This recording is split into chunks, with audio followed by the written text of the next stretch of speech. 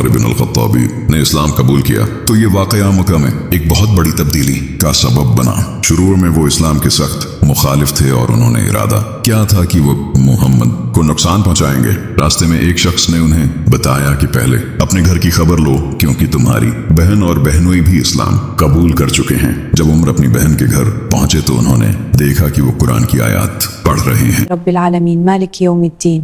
غصے میں آ کر انہوں نے سخت رد عمل دیا، لیکن جب انہوں نے قرآن کی آیات پڑھی تو ان کا دل نرم ہو گیا۔ انہی آیات کو سن کر انہوں نے فوراً فیصلہ کیا کہ وہ اسلام قبول کریں گے۔ ابو لہب رسول اللہ۔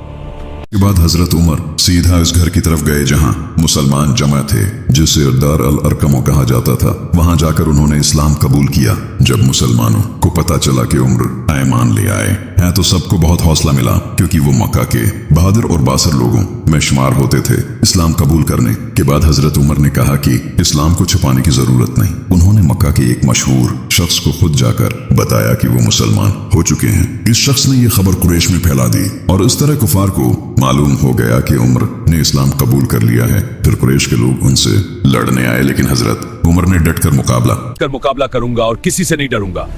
اور کسی سے نہیں ڈرے۔ اس کے بعد حضرت عمر نے مسلمانوں کو جمع کیا اور کہا کہ اب ہم کھل کر عبادت کریں گے۔ مسلمان دو صفوں میں نکلے۔